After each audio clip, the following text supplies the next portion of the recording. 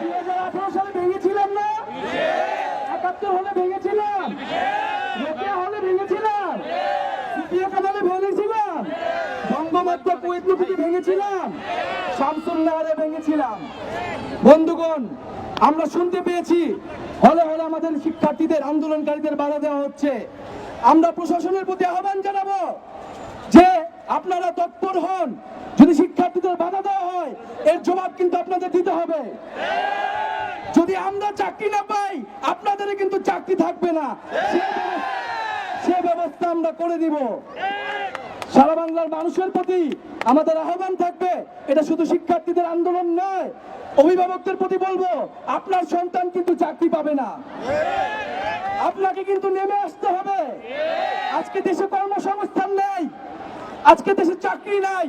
আজকে সেই গ্রাম থেকে আমরা এই বিশ্ববিদ্যালয়ে পড়তে এসেছি, আমরা একটা চাকরি চাই, মর্যাদার জীবন চাই। এটা কি আমাদের অপরাধ? আমাদের এটা কি অযৌক্তিক দাবি? তাহলে আমাদের সাথে কেন এই প্রহসন করা হচ্ছে? বন্ধুগণ, আমি অভিভাবকদের প্রতি, আমাদের শিক্ষকদের প্রতি উত্তপ্ত আহ্বান জানাবো, আপনারা এই শাহবাগ মোড়ে আমাদের আন্দোলনের সাথে সংহতি জানাতে আসবেন। আমি আশা করব আমাদের দ্রুত সময়ের মধ্যে শিক্ষকরা আমাদের সাথে সংহতি জানাবেন। আমাদের মাননীয় ভিসি স্যার, আমাদের শিক্ষক সমিতি গত আন্দোলনের সময় কিন্তু আমাদের সাথে সংহতি জানিয়েছিলেন। বন্ধুগণ, আজকে বিভিন্ন বিশ্ববিদ্যালয় থেকে যেখানে শিক্ষার্থীরা আন্দোলন গড়ে তুলছে আমরা তাদেরকে ধন্যবাদ জানাচ্ছি। এবং আজকে এইখানে ঢাকার বিভিন্ন শিক্ষা প্রতিষ্ঠানের শিক্ষার্থীরা এসে সংহতি প্রকাশ করেছে, আমাদের সাথে মিছিলে ছিল। আমরা বুয়েটে গিয়েছি, আমরা ইডেন কলেজে গিয়েছি, আমরা সেখান থেকেও সাড়া পেয়েছি। আমরা বন্ধুগণ শুধু শাহবাগে বসে থাকবো না, আমরা যে কর্মসূচিটি ঘোষণা করছি যে আগামীকাল বিকাল 3টা থেকে বাংলা ব্লকের কর্মসূচি ঘোষণা করা হলো। শুধু শাহবাগ মনে নয়, ঢাকা শহরের শাহবাগ, সাইসলেব, চানখারপুল, নীলক্ষেত, মতিঝিল, প্রতিটি পয়েন্টে পয়েন্টে কলেজ এবং বিশ্ববিদ্যালয়ের শিক্ষার্থীরা নেমে আসবেন এবং বাংলা ব্লকের কর্মসূচিকে সফল করবেন।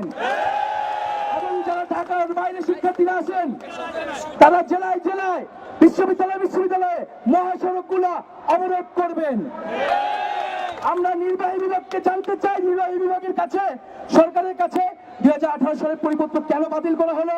তৃতীয় ও চতুর্থ শ্রেণীতে এখনো কেন কোটা বৈষম্য নিরসন করা হচ্ছে না? কেন এখনো 56% কোটা তৃতীয় ও চতুর্থ শ্রেণীতে থাকবে? এবং কত বড় সাহস যে প্রথম ও দ্বিতীয় শ্রেণীতে তারা এটা নিয়ে এসেছে, সেই সাহসের কিন্তু আমরা জবাব দিব। বন্ধুগণ, আপনাদেরকে এবং আমাদেরকে আন্দোলনের যে স্পিরিট, সেই স্পিরিট কিন্তু ধরে রাখতে হবে। আমাদের যে ছাত্র ধর্মঘট এবং ক্লাস পরীক্ষা বর্জন কর্মসূচি আপনারা দেখেছেন, অলরেডি অনলাইনে কিন্তু স্বতঃস্ফূর্তভাবে বিভিন্ন বিশ্ববিদ্যালয়ের বিভিন্ন বিভাগের শিক্ষার্থীরা স্বতঃস্ফূর্তভাবে একাত্মতা প্রকাশ করেছে। শিক্ষকদের আন্দোলন বন্ধ হয়ে যাবে, আমাদের আন্দোলন কিন্তু বন্ধ হবে না। শিক্ষকরা ক্লাসে ফিরে গেলেও আমাদের দাবি আদায় না হওয়া পর্যন্ত কিন্তু আমরা ক্লাসে ফিরে যাব না। এবং প্রশাসনের প্রতি আহ্বান জানাবো, আমরা অনেকদিন থেকে বলে আসছি যে ঢাকা বিশ্ববিদ্যালয়ের যে 2টি লাইব্রেরি, সায়েন্স লাইব্রেরি এবং সেন্ট্রাল লাইব্রেরিকে খুলে দেওয়ার জন্য আমরা এখনো ভালোভাবে বলতেছি, যদি আপনারা খুলে না দেন আমরা নিজ দায়িত্বে এটি খুলে নিতে বাধ্য হব। বন্ধুগণ, আপনাদের প্রতি অনুরোধ, আপনারা আজকে যেরকম প্রতি হল থেকে, কলেজ থেকে সংগঠিত হয়ে এসেছেন, এর থেকেও বেশি পাড়ায় পাড়ায়, এলাকায় এলাকায় আপনারা সংগঠিত হন। এবং ভাইদের প্রতি অনুরোধ থাকবে, আপনাদের যে কোনো সমস্যা, যে কোনো বাধা বিপত্তি আমাদের কাছে জানাবেন।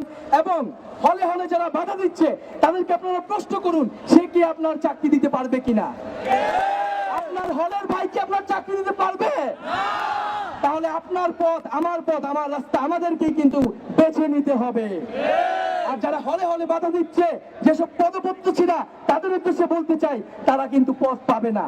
শিক্ষার্থীদের আন্দোলনে বাধা দিয়ে কেউ পথ পায় না।